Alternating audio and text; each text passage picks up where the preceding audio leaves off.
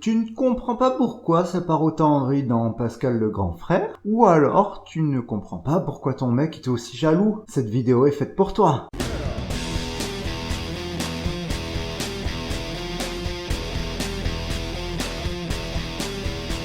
Alors avant de commencer, ce serait bien que tu saches que cette vidéo, c'est une troisième partie de tout un groupe de vidéos sur l'attachement. Donc si t'as pas vu les 2 premières vidéos, ça serait bien de les voir. Et d'ailleurs, si tu les as vues et que tu les as bien comprises, tu vas voir que tu vas pas apprendre grand chose cette fois-ci. Résumé de l'épisode précédent. Il y a un programme dans ton cerveau qui te fait t'accrocher aux gens dont tu as besoin pour survivre, et si tu es sûr de la disponibilité de ces personnes pour t'aider, tu vas aller explorer le monde tout pimpant. Si tout se passe bien, on dit que tu as un attachement sécure, c'est-à-dire que ton cerveau a intégré que des gens sont là pour t'aider. Par contre, si ton cerveau a des doutes sur la disponibilité des gens pour toi, eh bien les problèmes ils arrivent. Et ça pue. Aujourd'hui, on va parler des troubles de l'attachement, mais pas que. On va parler de plusieurs problèmes liés à l'attachement. Donc, on va faire un petit sommaire du jour. On va partir du plus fréquent au plus rare. On va commencer par l'anxiété de séparation, puis les types d'attachement insécure, et enfin les troubles de l'attachement. On verra au départ ce que c'est, et après on verra qu'est-ce qu'on fait avec. Donc, premier point, l'anxiété de séparation, c'est quoi ? Bon, la définition, elle est dans le nom, c'est quand ton gamin, il va être angoissé d'être sans les gens à qui il est attaché. Et ça, c'est un sentiment normal. Quand le gamin, il part explorer le monde à un moment donné, il va commencer à voir qu'il est allé un peu trop loin dans son exploration et qu'il est en train de se mettre en danger ou qu'il n'a pas la capacité de gérer l'exploration. Du coup, il va flipper. Ça va l'aider à retrouver la personne qui va l'aider. Donc tous les gamins, ils vont ressentir cette anxiété à un moment donné. Le meilleur exemple, c'est à l'entrée à l'école, où le gosse, il est largué dans un environnement nouveau, sans savoir ce qui se passe. Mais ça va arriver à chaque fois, par exemple, qu'il va rencontrer un inconnu et qui du coup va se cramponner à toi parce qu'il connaît pas l'inconnu, lui. Donc pas la peine de flipper si ton gosse, il est pas à l'aise dans une situation nouvelle. C'est normal. La question, ça va être surtout de savoir s'il peut surmonter ce changement sans toi, ou si l'anxiété lui pourrit pas la vie. Par exemple, si ton gosse de 8 ans, il a peur de partir en voyage à l'étranger pendant 1 mois sans toi, ça se comprend qu'ils sont angoissés et qu'ils veulent pas y aller. Par contre, s'il veut pas te quitter 1 heure pour aller faire du sport, là, on a un gros souci. Si à 8 mois, il panique parce que tu le laisses seul dans la foule, c'est plutôt normal. Si c'est la même chose à 15 ans, on va parler d'anxiété de séparation beaucoup trop forte et nécessitant une bonne petite thérapie. Donc, l'anxiété de séparation, ça veut juste dire que ton gosse, il arrive à la limite de ce qu'il est capable d'exploration du monde actuellement. Mais tant qu'il n'est pas autonome et adulte, c'est normal qu'il flippe parfois d'être sans les gens qui sont là pour l'aider. Pour les adultes, on parle plus vraiment d'anxiété de séparation, même si le concept, il reste un peu le même. On va plus se concentrer dans la description des problèmes adultes sur la façon dont la personne va gérer son anxiété. Si une femme, par exemple, elle a peur d'être seule sans son mari et qu'elle vérifie en boucle toutes les portes et qu'elle appelle son mari tout le temps, on va parler plutôt de troubles anxieux généralisés. Et si une personne, elle peut rien faire sans l'autre et qu'elle reste collée à l'autre parce qu'elle a trop peur et qu'elle se sent nulle sans l'autre, on va parler plutôt de personnalité fusionnelle. Bref, un système d'autonomie défaillant à cause de l'anxiété du gosse, ou de la réaction des parents, c'est un peu la porte ouverte à plein de problèmes plus tard. Donc même si elle est normale, il faut quand même pas se foirer sur sa gestion pour pas que ton gosse soit complètement flippé ou reste complètement collé à toi. Mais comme cette anxiété est normale, on va plutôt passer du temps sur le problème suivant, qui sont les types d'attachement insécures. Un attachement insécure, ça veut dire que ton cerveau, il n'a pas intégré que tes proches, ils sont là si tu as besoin d'eux. Ça veut pas dire que la personne se sent en insécurité quand elle est avec ses proches et ses caregivers. Ça veut dire qu'elle se sent pas en sécurité quand ils ne sont pas là. Ou qu'elle doute du fait qu'ils viendront l'aider si elle est dans la merde. Ce qui est un peu perturbant. Imagine, si je te lâche dans la jungle amazonienne et que je te dis que s'il y a un problème, t'appuies sur le bouton, les secours vont arriver. Tu vas explorer la jungle, bien qu'un peu anxieux, mais tu seras rassuré parce qu'au pire, t'as l'aide qui va venir. Maintenant, si je te jette en te disant démerde-toi, survie, et t'es à 100 km de la moindre ville, tu vas pas réagir de manière très très agréable. Quelqu'un avec un attachement insécure, c'est un peu la personne que tu vas jeter dans la jungle tout seul. Et on distingue 3 types d'attachements insécures, qui sont tout en temps de signes voulant dire que la personne, elle a pas un attachement très très bon. Pour comprendre, on va prendre une situation hyper simple. Je laisse mon gosse à la crèche. Qu'est-ce qui se passe ? Un gamin qui a un attachement sécure, il va se passer ça. Ses parents vont le laisser à la crèche, il sera tranquille avec ses parents. Si c'est un peu dur pour son système d'autonomie actuellement, il va être un peu anxieux, mais c'est normal. Quand ses parents vont partir, il s'amusera avec ses potes et quand ses parents vont revenir, il leur sautera dans les bras et leur fera de gros bisous. Maintenant, on va passer aux 3 gosses insécures. Chez les insécures qu'on appelle ambivalents. Quand ses parents vont le laisser, il va se foutre en colère, leur supplier de rester, il va les taper, les insulter, mais en même temps aussi en s'accrochant à eux, en leur disant « je t'aime et tout, pars pas » et patati et patata. Bref, ils alternent entre la colère et le désespoir. Quand les parents vont partir, ça ira un peu mieux, mais on remarque que cette personne aura tendance à plus pleurer que les sécures. Et quand les proches vont revenir, ça sera la même, entre je gueule sur mes parents et je les aime. Pour l'insécure qu'on appelle détaché, ses parents vont le laisser, il va s'en foutre. Quand ses parents partiront, il va s'en foutre. Quand ses parents reviendront, il va s'en foutre. Et il peut tellement s'en foutre que même quand ses parents vont le prendre dans les bras, il va détourner le regard et il va essayer de fuir ses parents. Et enfin, pour l'insécure qu'on dit désorganisé, il va sembler complètement désorganisé. Et à la ramasse, genre, il va trébucher sans raison devant ses parents, ou il va regarder partout comme s'il voyait des fantômes, ou il va changer de comportement toutes les 2 secondes.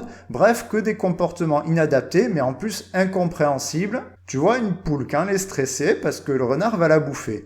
Des fois, elle part en trip nerveux ou elle va se mettre à danser au lieu de se barrer en courant. Elle va faire côte-côte et remuer sa tête dans tous les sens au lieu de se barrer et elle va mourir. Le gosse désorganisé, il ressemble un peu à cette poule, un paquet de nerfs non contrôlés. En gros, insécure, il est bien seul et heureux de revoir ses proches. Un ambivalent, il en veut à ses proches de le quitter. Un détaché, il se dit « à quoi bon chercher à m'attacher à des gens qui seront pas là ?» Et un désorganisé, il est incapable de se démerder tout seul et complètement incohérent. On sait pas trop pourquoi un gosse insécure, il sera l'un ou l'autre des types. Il y a un mélange de tempérament et de comportement des parents. On a remarqué que des parents qui s'occupent de leur enfant en faisant autre chose, genre ils leur donnent à manger en parlant à quelqu'un d'autre, ou ils parlent aux gosses en passant l'aspi, mais aussi des parents qui passent de la joie à la colère rapidement, avaient plus d'ambivalents. Les détachés, on a remarqué qu'ils avaient des parents plus froids, moins câlins ou plus brutals dans le contact physique. Et les désorganisés, apparemment, ils ont les liens les plus compliqués avec les parents, sachant que l'un des trucs le pire étant un gosse abusé physiquement ou verbalement, ce gosse, il aura tendance à avoir un attachement désorganisé. Et si ce type d'attachement reste à l'âge adulte, ça fout sacrément la merde. Oui, parce que t'as par exemple les borderline, c'est des gens sensibles à l'abandon, qui ont l'impression qu'on les laisse toujours tomber, qui passent du rire aux larmes, qui gueulent sur les gens proches, qui sont très jaloux, c'est clairement des anciens ambivalents. Les personnalités asociales ou phobiques sociales, ou les handicapés des sentiments et de la tendresse, ils ont des chances d'être des anciens détachés. Et les désorganisés, ils peuvent partir en vrille bien avant l'âge adulte. On a remarqué, par exemple, que les gosses désorganisés, ils partent très vite en personnalité autoritaire, en voulant imposer leurs lois et leur fonctionnement à leurs caregivers, et donc principalement à leurs parents. Si tu regardes Pascal le grand frère, tu vas en voir un sacré paquet d'exemples. Et quand tu cumules les problèmes en plus, ça fait de gros dégâts adultes. Imagine, t'as un enfant battu, déjà en modèle interne avec ses proches, il a les gens qui sont là pour m'aider, ils sont dangereux, ou alors les gens qui s'aiment, ils sont violents entre eux. Et si en plus tu rajoutes un attachement désorganisé qui se transforme en contrôle tes proches, on comprend assez bien comment des gosses battus peuvent en venir à battre leurs gosses aussi après. Bref, si ton gosse il a des signes comme cela de ces 3 types d'attachement, il vaut mieux se poser quelques questions sur le lien que tu peux garder avec lui. Je dis pas que c'est catastrophique parce qu'il y a plein de gens insécures des fois dans leur vie, mais va falloir faire gaffe. Bon, par contre, si ton gosse il te fait un gros bisou et part s'éclater avec ses potes sans rien avoir à foutre de toi toute la journée, c'est plutôt bon signe. Et là, tu vas me dire, ça y est, on a enfin parlé des enfants battus, avec du coup un gros problème d'attachement, et qui sont complètement paumés, qui savent pas quoi faire dans la vie et comment se comporter avec leurs proches. Qu'est-ce qu'il peut y avoir de pire que de s'attacher à quelqu'un de dangereux? Pour ton système d'attachement, il y a un truc qui va le flinguer encore plus. Et là, on arrive au pire du pire en termes d'attachement, c'est les troubles de l'attachement. Il y a peu de chances que tu en croises dans ta vie parce que c'est plutôt rare. Et les gens les plus confrontés à ça, ce seront les familles d'accueil et tous ceux qui vont travailler avec l'enfance en danger. Pourquoi ça va être eux? Parce que les troubles de l'attachement, cela veut dire que le système d'attachement, c'est-à-dire je vais m'accrocher à des gens qui vont m'aider à survivre, est complètement flingué. Et pour flinguer un système biologiquement présent en toi, va falloir y aller. Il y a plusieurs formes de maltraitance. L'abus dont on a parlé, c'est-à-dire je suis violent avec mes proches, Mais il y a aussi la négligence, qui est pire pour le développement de ton système d'attachement. Comme exemple de négligence, t'as le gamin qu'on va changer de famille d'accueil tous les 4 matins et qui va pas trouver de caregiver fixe. T'as les orphelinats surchargés sans aucun personnel et du coup le gamin n'a personne à qui s'accrocher. Ou alors t'as le parent qui n'établit aucun contact avec son enfant et qui le laisse quasiment tout seul dès la naissance. Ce qui peut conduire à des troubles de l'attachement dont on connaît 2 types que je vais t'expliquer direct. Le premier, c'est un type inhibé. Là, le problème, c'est vraiment la base de la base qui est flinguée. C'est-à-dire que le gosse, il va même plus chercher de l'aide. Le cerveau du gamin, il a compris que quoi qu'il fasse, personne ne lui répondrait. Et donc, il a arrêté de chercher de l'aide. Le deuxième, c'est le type désinhibé. Là, c'est le gamin qui a toujours le système qui fait qu'il va aller vers les autres. Par contre, il sera impossible pour son cerveau de s'attacher à quelqu'un. Quand t'as pas de problème, ton cerveau il fait une liste des gens à qui t'es attaché en fonction de la force de l'attachement. Chez un désinhibé, les parents seront au niveau d'un inconnu total. On remarque alors que le gamin il a plus du tout peur des étrangers, il a pas le réflexe de se retourner pour voir ses proches quand il a besoin d'aide. Et là où ça pue pour les 2 types, c'est qu'en termes de développement de la personnalité, du coup c'est le hasard total. Car comme ils sont attachés à personne, il y a peu de gens qui vont avoir une influence sur eux dans leur développement. Par contre, on comprend bien qu'un inhibé niveau empathie et relations sociales, ça va pas être top, et que le désinhibé, il va laisser quand même la porte ouverte à une mise en danger permanente et à des relations nocives, parce qu'il sera plus trié entre les gens à qui il faut s'attacher et les gens à qui il faut pas s'attacher. En tout cas, les deux, ils ont un point commun, c'est de pas avoir pu mettre en place un système d'attachement valable, ce qui a plus d'influence négative qu'un attachement avec une personne nocive. Voilà donc à peu près les problèmes d'attachement qu'on peut découvrir. Je parle que des problèmes liés directement à l'attachement, mais vu que notre personnalité se construit dessus, c'est la porte ouverte à plein de problèmes mentaux. Surtout les problèmes de personnalité qui dépendent directement du comportement des caregivers. Donc tu peux aller voir la vidéo dessus, elle est complémentaire et elle explique pas mal de problèmes que tu pourras avoir dû à ton éducation. Bon, maintenant t'as vu les problèmes. Et t'es grave flippé parce que ton gosse, quand tu le laisses à la crèche, et il te tape. Tu te dis, mais il est en train de partir en vrille. Il va finir borderline. Donc on va passer un peu de temps pour savoir ce qu'on peut faire. Enchaînons donc. Les problèmes d'anxiété de séparation, ils sont très fréquents. Et tu vas voir avec les exemples que la plupart des gens, ils se démerdent très bien avec. On a vu que le gamin anxieux, il se sent pas à l'aise face à la nouveauté. Et pour que tu comprennes tout seul ce qu'il faut faire, je te laisse cliquer sur ce lien où j'explique comment le cerveau y réagit à la peur. Je suis sûr qu'avec ça, tu vas savoir quoi faire direct avec un gamin anxieux. Et si tu as la flemme de changer de vidéo, tu vas voir, c'est tout con. En gros, ton gosse, il a peur d'être sans toi dans une situation. Tu as 3 solutions. Soit tu le jettes dans une situation trop hardcore tout seul, il va avoir peur comme jamais, devenir hyper peureux et ne pas te trouver très sécurisant comme caregiver, ça pue. Soit tu décides de rester collé à lui et du coup tu flingues son système d'autonomie, il aura encore plus peur de la nouveauté, ça pue aussi. Soit tu trouves un juste milieu où il a un peu peur mais pas trop, ce qui lui permet de s'autonomiser. Et la plupart des gens font ça. Exemple 1, ton gamin il a peur du noir. Soit tu le fous dans le noir en train de chialer tout seul et c'est pas cool. Soit il dort toujours avec toi et c'est pas cool non plus. Soit tu lui laisses une veilleuse de temps en temps pour l'habituer progressivement au noir. Deuxième exemple, ton gosse a peur d'aller à une fête d'anniversaire. Soit tu le jettes dedans à la va-vite, il chiale et c'est pas cool. Soit tu lui dis c'est pas grave, n'y va pas, reste à la maison et c'est pas cool. Soit tu l'amènes, reste un peu de temps avec lui le temps qu'il s'habitue et c'est cool. Bref, l'idée générale pour autonomiser ton gamin et lutter contre l'anxiété de séparation, c'est lui demander un peu, mais pas trop. Et si tu le fais pas, on risque d'arriver au type d'attachement insécure qui sont plus difficiles à gérer. Parce que ton gosse sera soit trop collé à toi et donc aura trop peur que tu te barres, soit il aura peur que tu le laisses dans une situation de merde. Bon, on a un petit problème pour expliquer quoi faire avec les troubles de l'attachement. C'est que comme j'ai dit dans la vidéo précédente, il y a tellement de facteurs qui vont empêcher ton gamin d'être sécurisé que je peux pas te fournir de solution toute faite. Maintenant, il y a une putain de méthode qui déchire pour démêler plein de facteurs, alors je vais te la filer. Cela s'appelle jouer avec ton gosse. Ou plutôt, laisse ton gosse jouer à ce qu'il veut en l'observant. Par exemple, ta fille joue avec les Barbies, tu te poses à côté d'elle et t'attends de voir ce qu'elle te demande en réfléchissant à ce qu'elle est en train de faire. C'est tout, et ça règle un paquet de problèmes d'attachement. Pourquoi ça marche ? Parce que déjà, le tempérament et les maladies, on s'en fout puisque le gosse il fait ce qu'il veut quand il joue.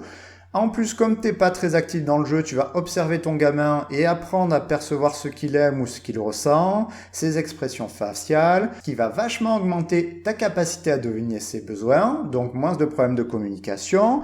En plus, comme si tu te laisses guider, tu vas abandonner toutes les valeurs que tu veux lui transmettre et ainsi lui le laisser guider la relation avant de lui imposer ta vision du monde. En plus de l'être dans un moment agréable où ça va pas te demander beaucoup d'efforts et à lui non plus. Comme tu es là, tu vas être disponible aussi. Comme tu vas le laisser se démerder tout seul dans son jeu, il va augmenter son autonomie et dès qu'il en chiera pour faire un truc, il pourra utiliser ton aide tranquillou. Et comme il va décider de la plupart des choses tout seul, il n'y aura pas de problème d'opposition.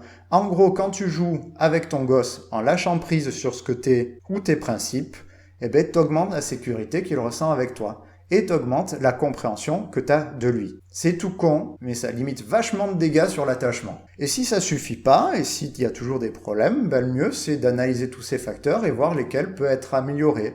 Si tu n'y arrives pas tout seul, rien n'empêche d'aller chercher de l'aide avec un professionnel. Petit message de santé, demande bien au professionnel s'il a été formé à gérer les gosses, parce qu'il y en a encore pas mal qui pensent pouvoir le faire sans connaître les concepts de base de gestion des gosses.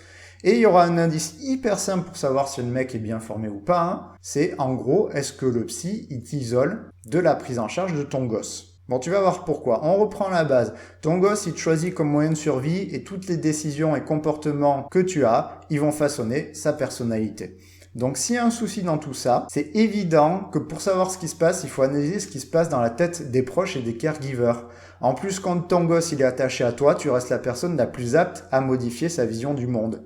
Et t'isoler de la thérapie de ton gosse, c'est complètement débile. C'est retirer le moyen plus efficace à un gamin de changer. Donc si un mec il prend ton gosse en rendez-vous en te faisant jamais de compte rendu, je pense que tu peux te barrer. Donc oui, les problèmes des gosses, ils se règlent pas avec le gosse et le psy, mais avec le gosse, ses caregivers et le psy. Et enfin, on arrive aux très gros problèmes que sont les troubles de l'attachement. Et il faut voir que ces gamins ils viennent dans un environnement familial très particulier. Il y a donc peu de chances que tes propres enfants aient ce souci si tu leur as accordé un minimum d'attention. Je rappelle que même les gamins maltraités n'arrivent pas à ce niveau de souci. Donc pour l'inhiber, on a remarqué qu'il a arrêté de chercher de l'aide car personne ne répondait à ses besoins. Mais on a remarqué par contre que si cet inhibé était placé avec un caregiver attentionné, le système d'attachement se remettait en place progressivement. Par contre, ça prend des années et on voit que l'attachement devient vraiment sécure qu'avec encore plus d'années qui passent. Donc quoi qu'il arrive, la négligence, elle va laisser des traces dans la personnalité de la personne, quoi qu'il arrive. Mais il y a quand même un espoir si l'enfant il trouve un caregiver qui lui offre une certaine sécurité. Par contre, pour le désinhiber, ça pue sacrément la merde. Bon, après avoir cherché de l'aide, le cerveau il apprend à identifier les gens qui l'aident et il s'y attache. Chez le désinhibé, c'est cette sélection des proches qui marche pas. Et le gros souci, c'est qu'on a remarqué que si le cerveau n'apprend pas à choisir son caregiver avant 3 ans, il n'a plus la capacité à le faire de toute la vie. Donc après 3 ans, on ne peut plus changer un désinhibé. La seule solution, c'est donc en fait de lui trouver un caregiver fixe avant que tout cela soit irréversible. Voilà. Le gros problème avec les troubles de l'attachement, c'est que tu peux pas proposer telle ou telle thérapie. Et le but, la perfection, ce serait que le système de protection des enfants ou le système social du pays, il puisse trouver pour chaque gamin en problème un caregiver fiable assez rapidement, avant qu'il y ait trop de dégâts. Donc c'est autant un problème social que psychologique à ce niveau-là. Voilà pour l'attachement, et surtout pour les troubles de l'attachement. Et si tu veux en savoir plus, t'as ce super livre qui explique hyper bien les troubles de l'attachement avec tous les détails et même comment on sauve des petits enfants de famille et qu'il faut les adopter ou les placer. Maintenant que t'as eu ce bel aperçu, tu peux comprendre aussi le boulot principal des producteurs de Secret Story, qui est de prendre les gens les plus insécures possibles et les mettre ensemble. Un max de merde facile à créer. En attendant la prochaine vidéo sur d'autres problèmes psy, tu peux toujours t'abonner ou alors regarder les vidéos précédentes, celles que j'ai faites avant, c'est-à-dire dans la précédence. Et puis à la prochaine. Pika pika.